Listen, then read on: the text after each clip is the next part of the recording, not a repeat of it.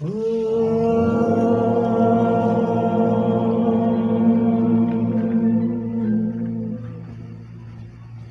Mãe Divina, afasta a escuridão de nossos corações, ilumina nosso ser interno.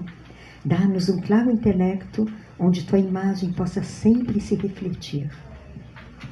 Om Bhur-bhuvah Suvah Tatsavitur-varenyam Bhargo Devasya Dhimahi Dhiyo Yonah Prachodayat.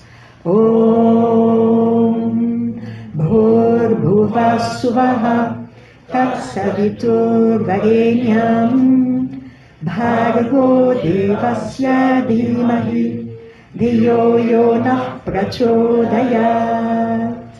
Om Bhur-bhuvah Suvah Tatsavitur-varenyam Bhargo Devasya Dhimahi Dhiyo Yonah Prachodayat. Om Shanti, Shanti, Shanti. Saira, boa noite para todo mundo.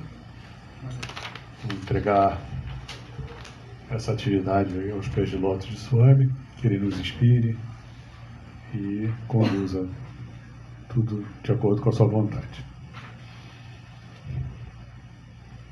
Então, hoje a gente vai falar um pouquinho sobre o guru, né? O que é um guru?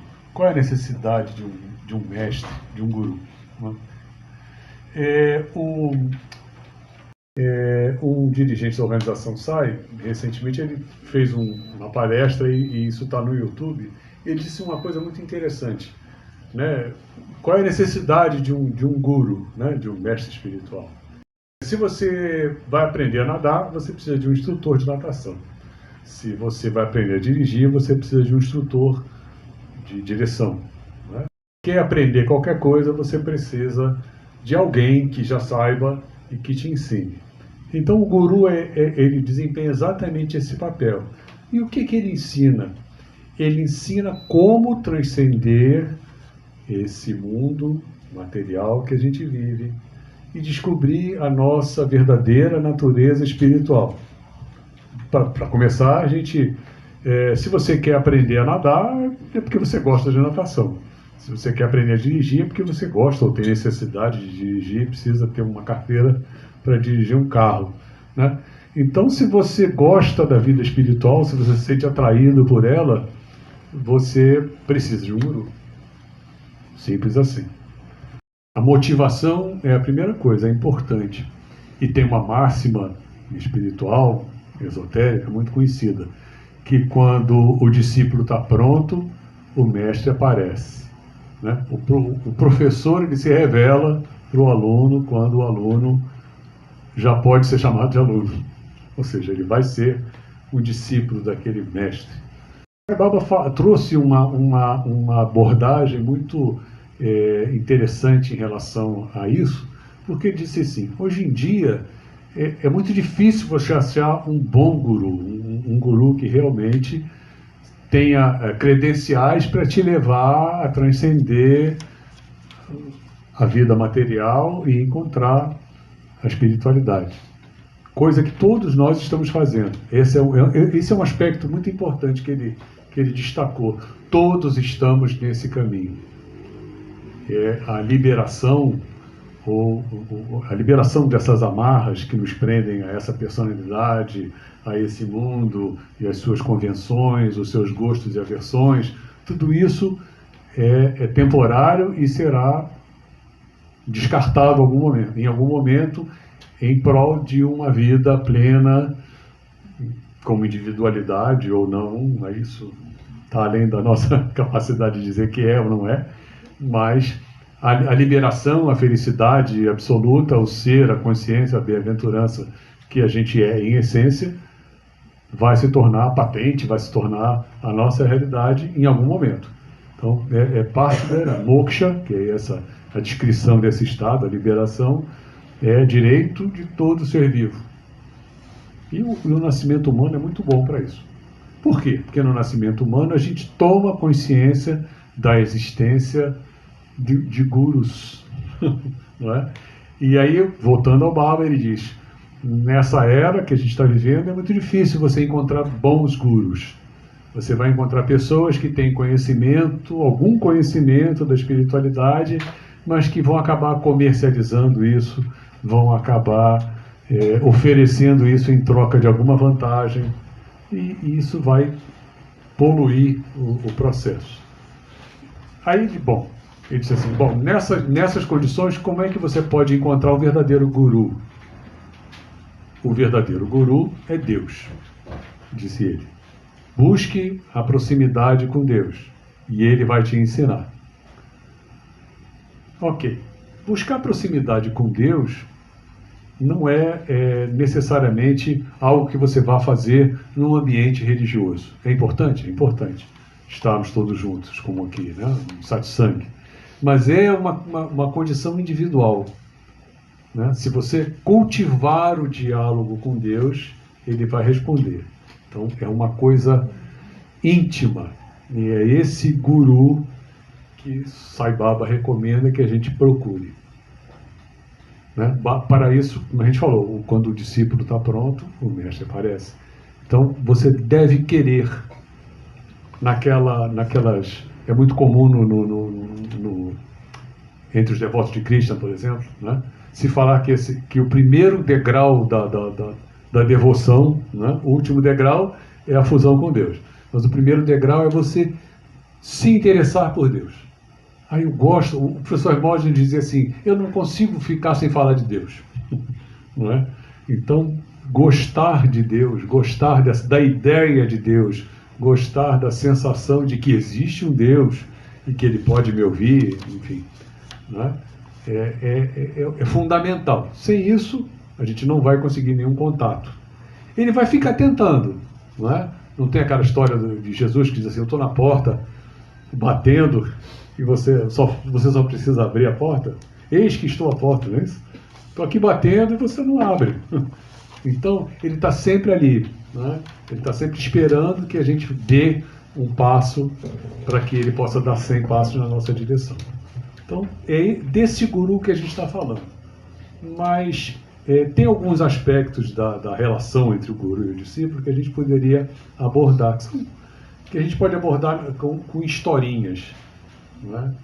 A primeira coisa que é importante dizer ele, o mestre espiritual, seja ele quem for, que você escolha ou que te escolha, ele vai ensinar para você de uma maneira pessoal, entre mestre e discípulo. Mesmo que ele seja uma figura pública e ensine para muita gente coisas que digam respeito a muita gente. Né? A relação entre você e ele, entre ele e você, é algo que deve ser cultivado e que é pessoal, que é íntimo, é entre os dois.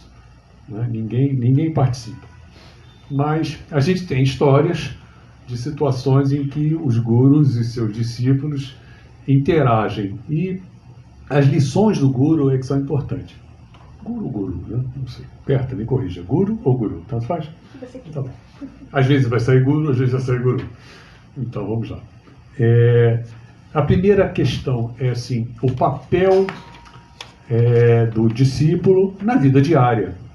Né? Para cada um, o guru tem uma lição distinta.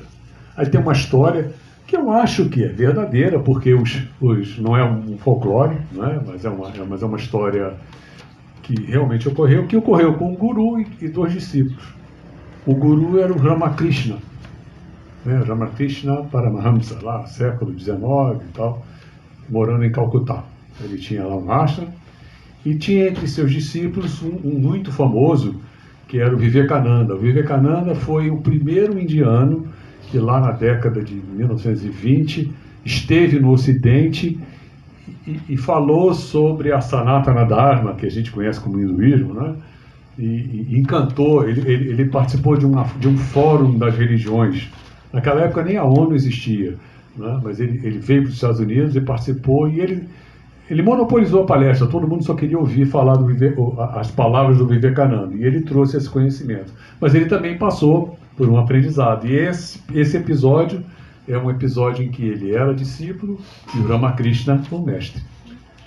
Então, o Ramakrishna tinha um ashram, né, com vários discípulos, e ele precisava que esses discípulos fossem à cidade, lá ao centro comercial, comprar gêneros alimentícios, coisas para a subsistência deles. E eles tinham que atravessar. Calcutá é uma cidade que é na foz do Ganges, né? Então é aquela foz assim que tem tipo Nilo, né? Tem um monte de ilhas, um monte de riozinhos e tal, e tem ilhas entre elas onde ficam esses centros, o ashram ficava num canto onde eles precisavam pegar uma balsa para atravessar para o outro lado e ir lá fazer as compras. Então saiu uma missão de 3 ou 4 monges, e eles vestidos de laranja, né, bem caracterizados, né, como era naquela época. Eles entraram na balsa e o barqueiro lá, um marinheiro daqueles lá, começou a fazer pouco caso deles. Falando, esses monges são os inúteis, eles estão aqui só para mendigar, e não valem a comida que comem, não fazem nada, e todo mundo sustenta eles, todo mundo alimenta. Que absurdo isso, vocês deviam ter vergonha. E todos eles assim, né, encolhidos e recebendo aquela humilhação e se sentindo mal, todo mundo olhando, e ficou por isso mesmo. O Ramakrishna, que era onisciente, né, quando recebeu o grupo de volta com as compras, virou para um rapaz, um franzino, magrinho, e disse assim: você não defendeu seu mestre, você não defendeu sua ordem, você tinha que se posicionar contra isso, você tinha que falar alguma coisa. Como é que você deixa isso desse jeito e as pessoas não fazem pouco caso da gente e tal? Ele brigou e o rapaz ficou: da próxima vez eu vou fazer melhor. Tem que fazer, você tem que ter autoconfiança, né, uma sensação de pertencimento a essa ordem é importante e tal. E o Vivekananda é um sujeito enorme, né? Ele ouviu tudo aquilo e falou: já entendi.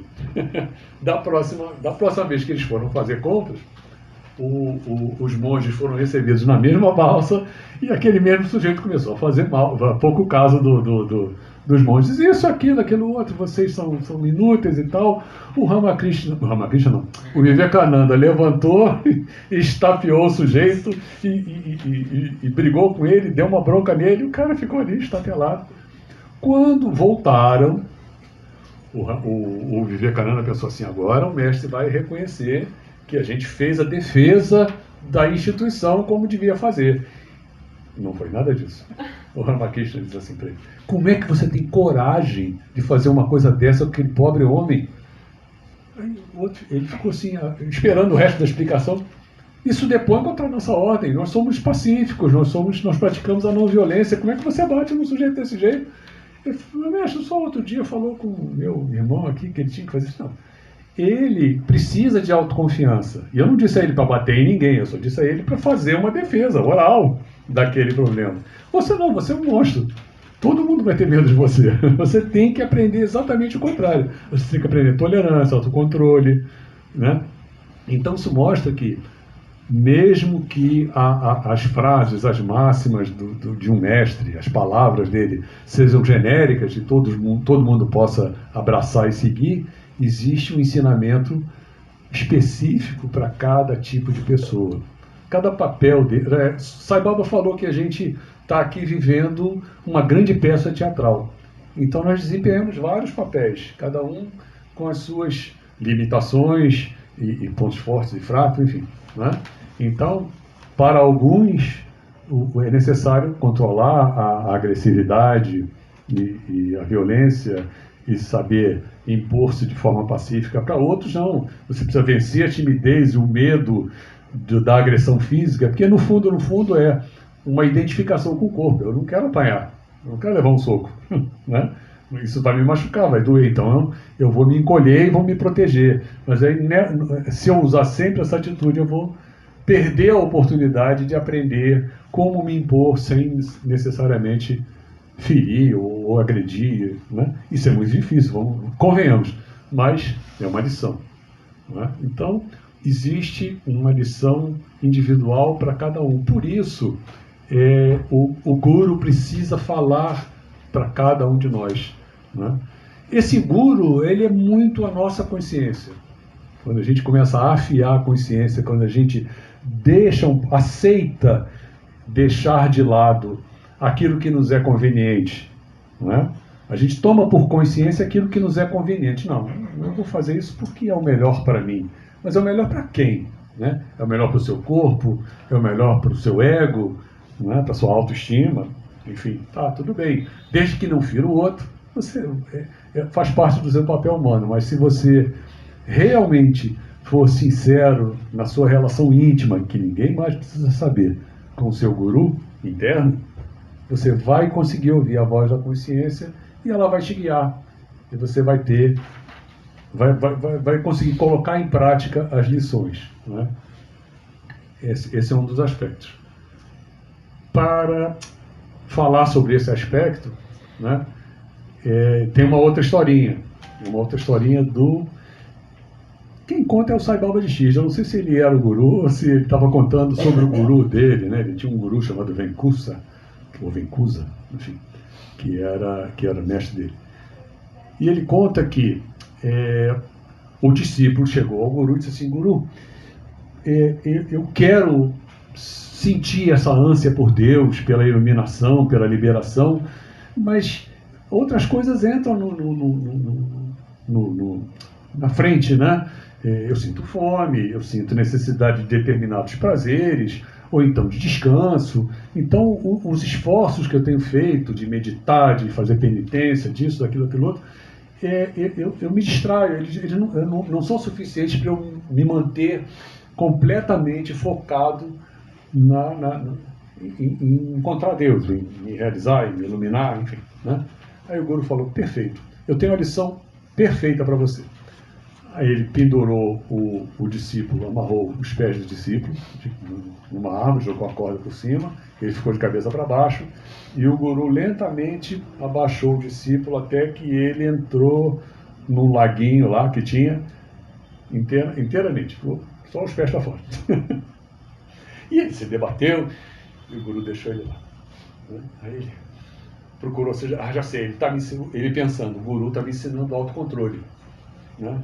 Ele está me mostrando que eu tenho que controlar os meus sentidos. Então eu vou manter a respiração. Vou praticar meu pranayama aqui, vou manter a minha respiração no mínimo, meu batimento cardíaco vai diminuir, e eu vou ficar aqui esperando ele me levantar e me dar a lição, o mantra, o que quer que seja que ele vai me ensinar. E está lá, e nada. Daqui a pouco ele sente que a coisa não está muito agradável, mas ele lembra e tenta se controlar, e ele fica, e o Guru lá, segurando a corda. Até que ele começou a se agitar, e de repente deu uma desfalecida, parou. Aí o Guru levantou ele, viu que ele já estava quase desmaiando, levantou ele, voltou à vida, assim, respirou e tossiu, e o Guru pegou ele, colocou ele na margem, ele já se recuperando. E aí ele ficou esperando o mantra. Ele falou: mas o senhor não vai me ensinar nada, mestre? Eu falei: não, essa é a lição. Não entendi. A lição é a seguinte: quando você ansiar por Deus com a mesma intensidade e urgência que você ansiou pelo ar, nesse momento você se ilumina. Não é? Nessa historinha tem um gancho, né? Mais do que simplesmente a ânsia por Deus, né, que é uma lição final, digamos assim, no momento em que nada do mundo mais nos interessa, a Baba fala isso, né? Para gostar inteiramente de Deus, você tem que desgostar de todo o resto. Né? Não precisar, não é desgostar e odiar, detesto o mundo, não. Mas sentir que não te acrescenta mais nada. Se você sente isso, e por outro lado, você não tá simplesmente deprimido, o mundo não me interessa mais, eu vou ficar aqui sentado esperando a vida passar. Não. Você se desinteressou do mundo, mas você tem ainda um interesse por Deus. Se esse interesse crescer, será o momento em que você vai se iluminar. Alguém já chegou aí? Não, né? Acho que, enfim. Mas Um dia a gente deve chegar lá. Mas tem um outro aspecto nessa questão. Lembra que eu falei? Tem uma lição para cada tipo de discípulo. Mas tem uma atitude do discípulo que é o que é interessante nessa história, que é interessante para nós em qualquer momento, que é, em nenhum momento ele questionou se aquela lição esquisita de amarrar ele de cabeça para baixo pelos pés e mergulhar ele dentro d'água fosse algo que o discípulo devesse temer. Não é? Ele tinha total confiança no guru. Nessa alegoria, nessa fala, o que está em jogo é o discípulo aceitou ser pendurado de cabeça para baixo dentro d'água e esperou que dali saísse uma lição. Ele tinha total confiança que o guru não ia deixar ele morrer. Não é? E o guru não deixou e deu aquela lição que deve ter servido para ele. Esse discípulo deve ter se iluminado, eu imagino, porque a essa altura, né, ele já aprendeu a lição. Mas o importante é isso. Não é? Então, na nossa caminhada, no nosso dia a dia, a gente vai enfrentar adversidades. A gente pode encarar essas adversidades com muita irritação ou como uma lição, ou até em agradecimento. Um exemplo simples. Quando o tempo está ruim assim, a gente começa a ter coriza, a gente começa a ter tosse, a gente começa a ter uma série de problemas respiratórios. A gente, algumas pessoas, nem todos, ainda bem. Mas quem tem, normalmente fica irritado com isso, fica incomodado, aquela coisa... Você começa a maldizer a situação, a sua falta de saúde. Né? Você pode substituir isso pelo agradecimento ao seu sistema imunológico que está te protegendo da maior concentração de poluentes, porque o ar está mais denso, mais frio, então a quantidade de poeira aumenta e você gera mais muco para deter a entrada desses elementos ruins que vão fazer mal à sua saúde. Você vai ter que cuidar mais do corpo, mas você não precisa ficar irritado com o corpo. Percebe? Então é esse tipo de entrega que faz a gente estar aberto a receber as lições do guru interior. E a última historinha é: o guru sempre sabe o que é bom para você, né? Embora você sinta que não. Aí a historinha que tem a ver com isso é uma história do Guru Nanak. O Guru Nanak talvez tenha sido o primeiro guru, 1600 e alguma coisa lá, 1400, sei lá, enfim. Na época lá do Taj Mahal, dos muçulmanos dominando a Índia e tal, é isso aí. Do Akbar, imperador Akbar e tal. Quem sabe a história conhece essa turma toda. O Guru Nanak é dessa época e ele é um guru muito famoso. Foi ele que inventou o bhajan com satsang. Né? Ele reunia multidões. As pessoas iam para ouvi-lo falar e aí ele recebia todo mundo com comida e cânticos. Então tinha sempre prachada, que é a comida, e tinha os cânticos, e aí depois ele dava a palestra dele. E viajava de cidade em cidade e ficava algum tempo em cada lugar. Numa determinada aldeiazinha, numa cidade lá, ele se instalou em algum lugar e começou a dar palestras. E aquilo atraía multidões. E tinha dois rapazes que moravam perto, dois rapazes jovens, solteiros e tal, que moravam perto e resolveram ver o guru. Vamos, se entusiasmaram com a ideia. Eles estavam naquele primeiro estágio da vida, né? Eu estou interessado em saber sobre Deus, então vamos lá ouvir esse guru falar. E lá foram os dois. Só que um deles, no caminho, caminhando, né, no caminho até o lugar da conversa, da palestra, ele viu uma moça linda sentada ali à beira da estradinha, lá numa varanda, numa casa, e ele saiu do caminho e falou: vou ali conversar com aquela menina, e foi lá conversar com a mocinha. E o outro foi assistir a palestra do guru. Né? Aliás, minto. Esses rapazes não eram solteiros, eles eram casados. Mas o rapaz, um deles, resolveu conversar com a moça. Né? Esse é um detalhe importante. Por quê? Porque eles gostaram tanto da palestra do guru, o rapaz ficava um pouquinho com a moça e depois ia lá correndo assistir um pouquinho da palestra do guru. Né? Mas com o tempo, eles iam todos os dias e o que conheceu a moça resolveu namorar a moça, mesmo deixando a mulher em casa, e aí usava isso como desculpa. Eu vou aqui com meu amigo assistir o guru. Enquanto o rapaz ia, um deles ia ouvir a palestra, o outro ficava e namorava. Né?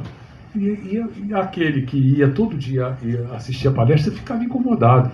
Ele não ia contar nada para a esposa do amigo. Mas aquilo incomodava ele. Puxa vida, né? Ele está mentindo para a mulher, está indo namorar a outra moça acho que não sabe que ele é casado, acha que ele é solteiro, tanto que no começo da história eu disse que ele era solteiro, eu também não sabia. Né? Então, o fato é que ele está mentindo, que coisa horrível, isso não é uma coisa boa. Né? E ele, todo dia ele pensava isso, todo dia ele não falava nada, né? Ele ia com o outro conversando, olha, essa menina é maravilhosa, nossa, ela me deu uma alegria de viver muito grande, eu estava muito decepcionado, e o outro, que legal, né? Pois é, e chateado, incomodado com aquilo, mas é a vida dele, deixa para lá. E ele ia assistir as palestras dele, já estava íntimo da ANAC, conversava, e o rapaz namorava. E mentia em casa dizendo que ia ver o guru. Um belo dia, o Guru Nanak já estava para ir embora, disse assim, vamos, é a última palestra. E ele ainda assistindo com o amigo, é a última vez, vamos lá, você pelo menos vai lá, assiste uma vez, depois você volta para namorar, mas, enfim, aproveita, né, a última vez. Aí os dois vieram andando pela estrada, e esse rapaz que ia namorar, ele olhou assim do lado da estrada e viu um brilho, e foi lá, abaixou e achou uma moeda de ouro. Eu falei, nossa, acabei de achar uma moeda de ouro. Eu vou fazer uma festa aqui com a minha namorada. Vamos embora, tchau, hein? Aí entrou lá no desvio e foi lá namorar com a moedinha dele. Aí o outro pensando com aquilo, puxa vida, aí começou a matutar, né? Como é que pode, né? Ele faz tanta coisa errada e ainda achou uma moedinha. Puxa, que sorte desse rapaz, né? Eu não sei, eu não tenho essa sorte. Enquanto ele vinha pensando nisso, ele se distraiu, não olhou para o caminho e, enfiou o pé no espinho. O espinho atravessou o pé dele. Aí ele foi lá, tirou o espinho, rasgou um pedaço de pano, amarrou no pé. Eles andavam descalços, né? Então, pegou aquele espinho. Puxa vida, né? Eu aqui fazendo tanta coisa boa, dizendo a verdade, indo lá, assistindo palestras espirituais e me machuquei. Como é que pode isso? Aí ele pensou assim, mas eu estou indo ver o guru, é a oportunidade perfeita para me perguntar. Pelo menos para o guru eu posso contar tudo o que aconteceu. Aí ele foi lá, ouviu a palestra, pediu audiência e chegou para o guru e disse assim, mestre, aconteceu isso assim. O meu amigo, desde que o senhor está aqui na cidade, ele mente dizendo que vem aqui assistir a palestra e, sendo casado, ele vai namorar com uma outra moça e engana a mulher. E hoje ele acabou de achar uma moeda de ouro. Né? E eu, que sou uma pessoa honesta, correta e faço tudo corretamente, vim aqui todas as vezes assistir a palestra, hoje furei o pé no espinho. Como é que a pessoa explica isso? Isso é o karma? Eu não consigo entender. Aí o Nanak falou assim, sim, isso é o karma. Eu vou explicar para você. O seu amigo, hoje, ia achar um tesouro inestimável, que ia mudar a vida dele toda. Ele ia ter uma vida de riqueza, de fausto, de nenhuma necessidade. Devido ao mau karma, esse tesouro foi reduzido a uma moedinha de ouro. Mas e eu, mestre? Você, sabe o que ia acontecer com você? Você hoje ia se distrair como se distraiu, ia tropeçar, ia cair numa vala e ia morrer empalado nos galhos de árvore. Você ia cair ali e ia morrer. Devido ao seu bom karma, isso foi reduzido a um espinho no pé. Essa historinha ela mostra que a gente tem essa expectativa. Krishna fala 4 tipos de pessoas que se sentem atraídas por Deus. A primeira e a grande maioria das pessoas está entre os sofredores, aqueles que precisam de Deus para curar suas dores, suas angústias, suas necessidades, né? E quase todo mundo, em algum momento, se encaixa nessa categoria, certo? A segunda categoria é daqueles que usam Deus como um instrumento. Deus se torna um instrumento das suas vontades, né? São os meus milagres pessoais, eu consigo isso, eu consigo aquilo, Deus é meu amigo, etc. Né? Acontece, mas não do jeito que a pessoa pensa que é. A terceira categoria é dos buscadores, aquelas pessoas que realmente querem conhecer Deus. E a quarta categoria é dos santos, ou dos sábios, ou dos iluminados, que são aqueles que já encontraram Deus, mas ainda estão por aqui, né? Então eles têm uma última vida antes de se iluminar. Então, qual é a importância do guru? O guru é íntimo, por isso a gente deve cultivar esse contato com a consciência, porque ela é um guru, né? Já que não tem um guru externo. Então o guru é íntimo. O guru tem uma lição para cada um. Então o que ele colocou na minha vida como lição é diferente do que ele colocou, por exemplo, na vida do Pedro. A gente pode até encontrar semelhanças, não é? Mas eu não posso me espelhar na vida dele. Poxa, o Sai Baba, o nosso guru, ele deu isso assim por Pedro, por que não deu para mim? Deu entrevista para o Serginho, mas não deu para mim. Não é? Essas coisas. Então, a gente tem muito essa questão de comparação. Então, é importante que o guru é um para cada um. É o mesmo, mas ele estabelece uma relação de mestre e discípulo íntima, de uma relação bionívoca, gostaram? Né? Coisa de matemática. Enfim, depois ele tem uma lição para cada um. Depois, o papel do discípulo é confiar e confiar. E até essa confiança ela precisa ser desenvolvida, não é de uma hora para outra, não é? Tem muitos que se entregam loucamente, fanaticamente, quebram a cara e depois abandonam tudo. Diz, fui enganado. Né? E essa entrega é uma entrega com consciência, com percepção, com avanço dia a dia, mas é um cultivo de sempre. E por último, diante do karma, né, a gente só pode reduzir as nossas dívidas e ir colhendo os nossos lucros. Né? A gente pode encontrar uma moedinha, se a gente fez se aquela moedinha é a recompensa de um bom karma, legal. Né? Se a recompensa, se é o juízo de um mau karma, ok, tá bem, eu vou ficar feliz. Né? Pelo menos uma moedinha eu achei. Né? Se eu machuquei o pé, que bom que eu não morri empalado. É uma atitude meio estranha? Mas lógico que a gente vai se machucar, a gente vai se irritar, etc. Mas se você puder pensar assim, estou aqui, estou vivo, né? Vou poder me curar. Eu tive uma experiência assim, em 99 eu queimei o pé lá em Potapate, lá no Acre. Queimei o pé com ferro de sol. Passei por um perrengue danado, mas depois eu tive a minha recompensa. Eu consegui esse contato, né? Num sonho, enfim, num momento íntimo, que me explicou muita coisa e serviu como lição. O pé tá bom, né? De lá para cá, 99, 2019, passou mais de 20 anos, né? Mas então não tem mais ferida, não tem mais cicatriz, não tem mais nada, mas ficou a lição. Eu acho que o importante é isso. As dores passam, né? Mas a lição deve ficar. E a gente só vai aprender a lição se a gente prestar atenção. Sério.